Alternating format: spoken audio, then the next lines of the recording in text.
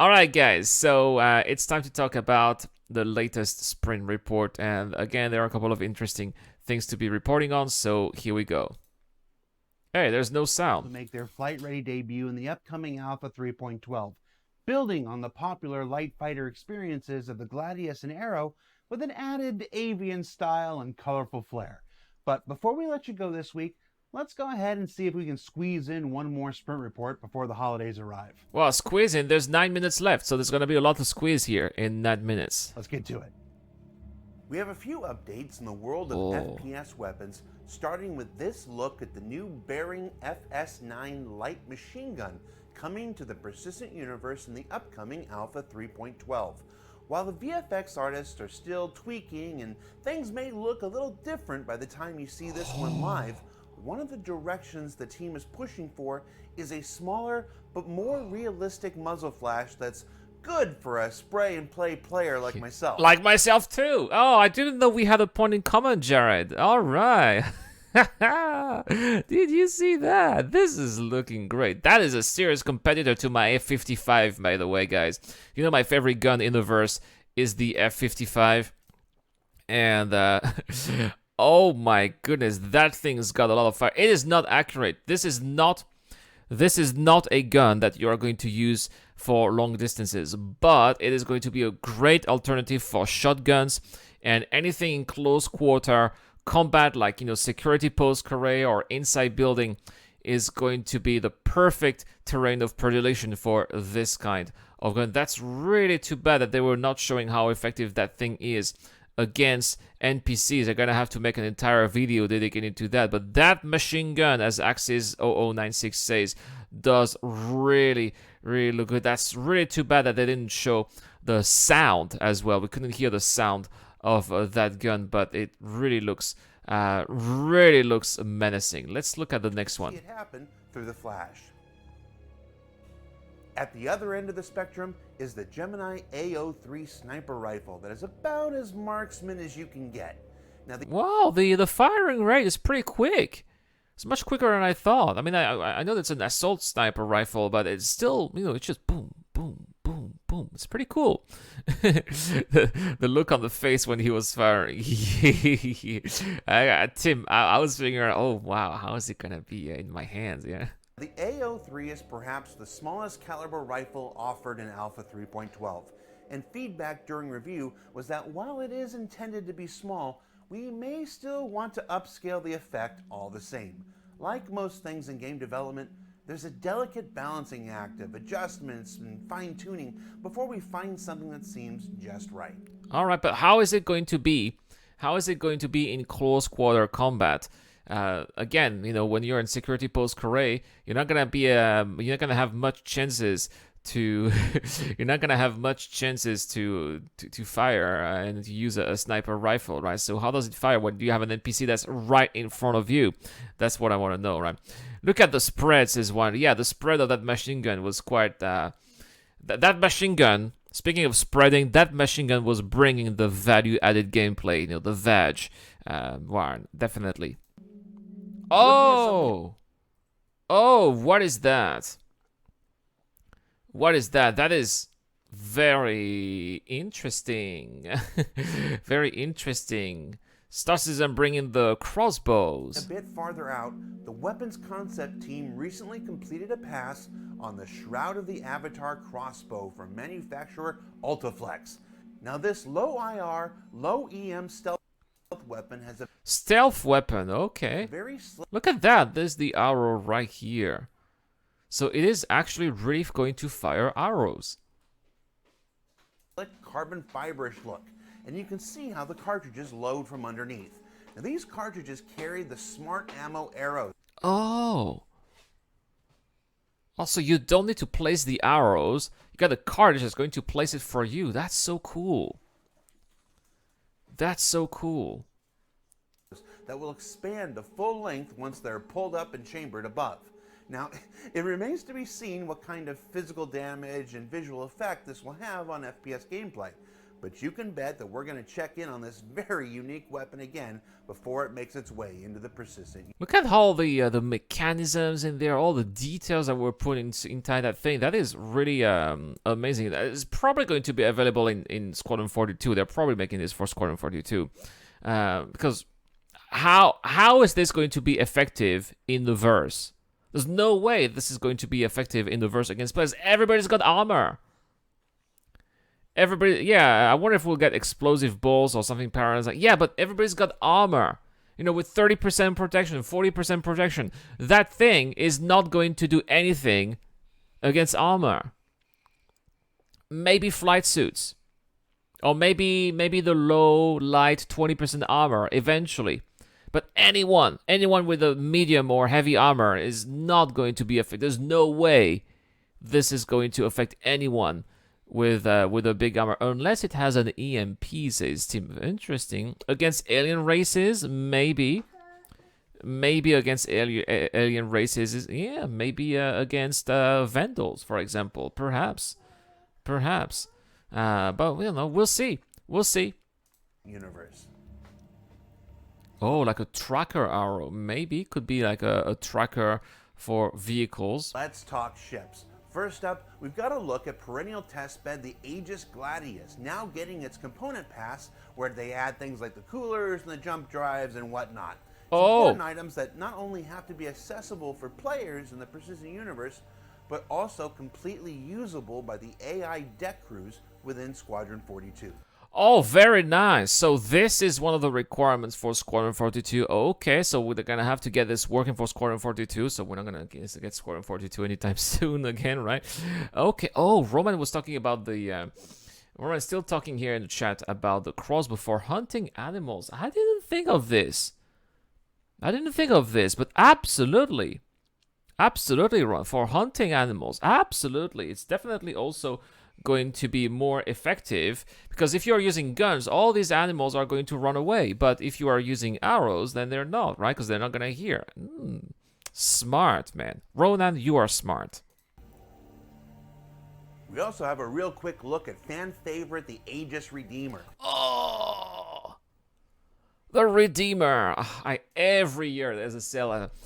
I should get a Redeemer. It's $250. It's gonna be so much more expensive when it will be out. I should get a Redeemer. White buff. So the Redeemer really is in production. The fan favorite, the Aegis Redeemer, as it continues early progress through white box phase. Now look at that. That thing is looking much bigger than originally thought. Using a modular system similar to the Vanguard series, we can already see. Look at how big it is. Things like the living areas and remote turret stations starting to come into their own. How big is that thing? How big is that thing?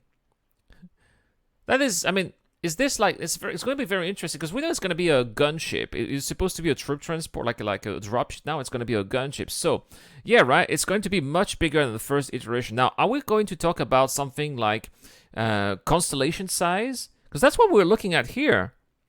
Looking at something constellation size now, which Aegis doesn't have, by the way. Aegis doesn't have a constellation size type of ship here. This is what the Redeemer could possibly be. Oh my, if that is the case, at $250, that is going to be a bargain. Expect the price to really go up when that thing goes live.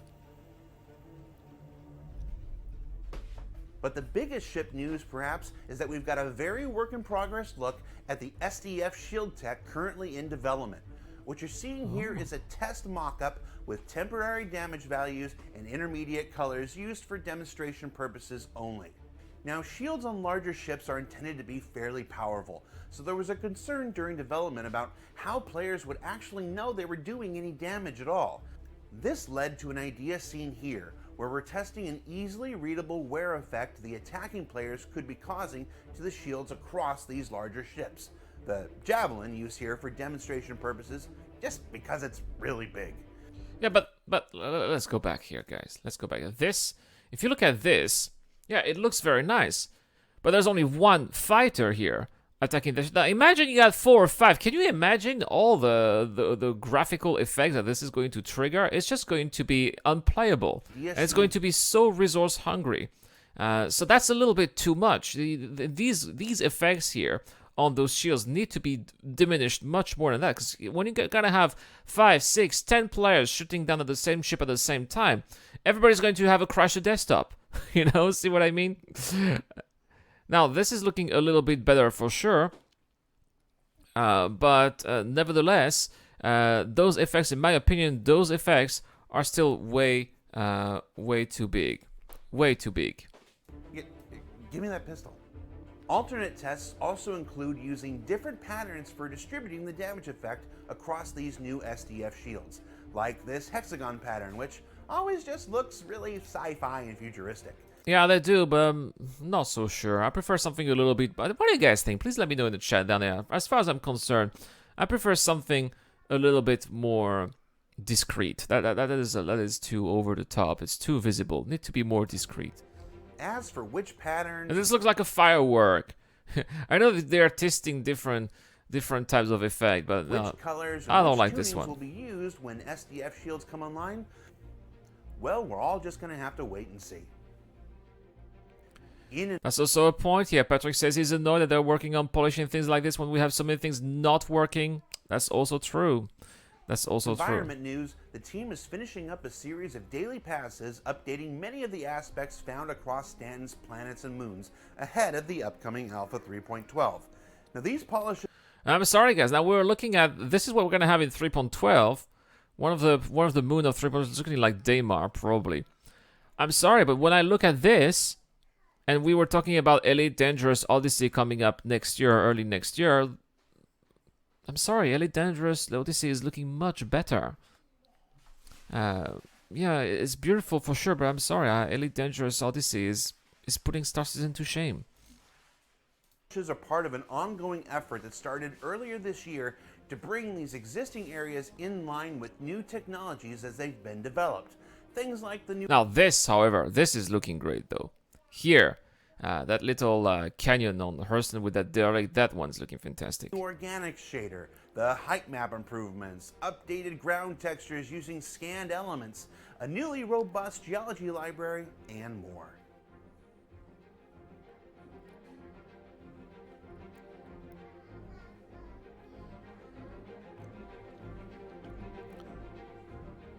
Yeah, that's what worries me here, is that you got the good, the bad, and the ugly. You see what I mean, right?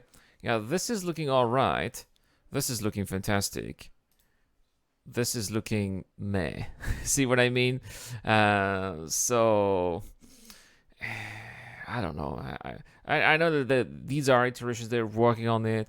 They're improving things, but I'm a little bit worried that some places look much better than others. And this is going to... it's not going to look good on the game if some places pale in comparison to another. You need to have everything looking fantastic.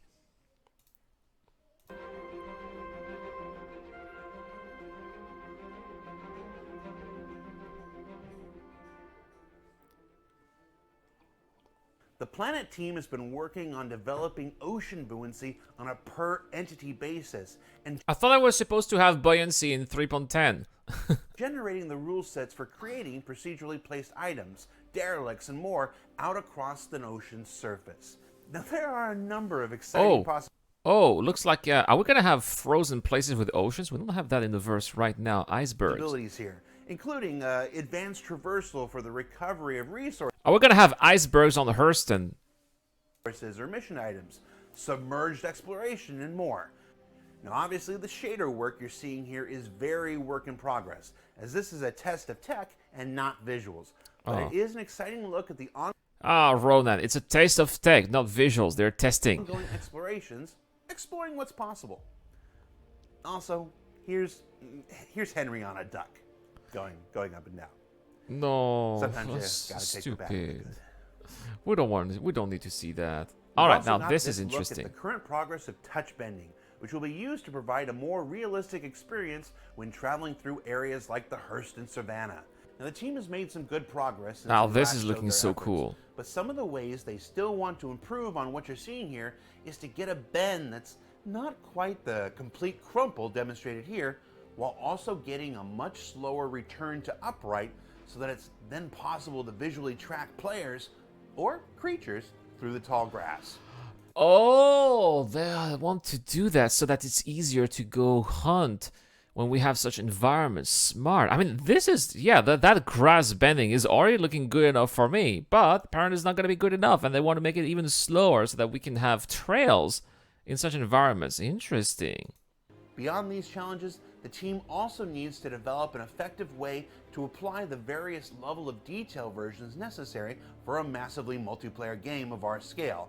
It's one thing to get this looking good up close, but it still has to work for those far away, and the team is looking forward to tackling that challenge in the new year. Very cool. Finally, if you've been watching ISC Weekly, you've seen that we've been following along with the continuing evolution of our colonial homesteads intended to be found throughout the persistent universe.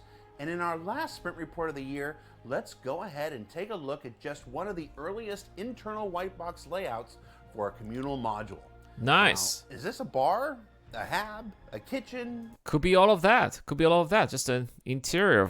This is really something, again, everybody's looking for, right? And it is going to be one of the things that's going to take Star Citizen to the next level. We need, of course, server meshing.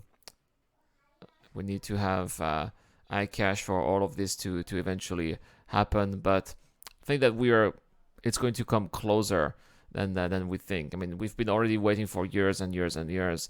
I don't think it's going to come in a decade, right? Looks like a Star Wars bar, says Roman. Absolutely. Absolutely. We'll see. An activities hall?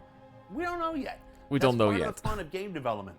Because these homesteads are meant for the far-reaching frontier areas of something like Pyro, the team is exploring things like storm shutters to protect from the elements outside, as well as vertical traversal options to allow players to get wherever they need to go for a variety of gameplay opportunities.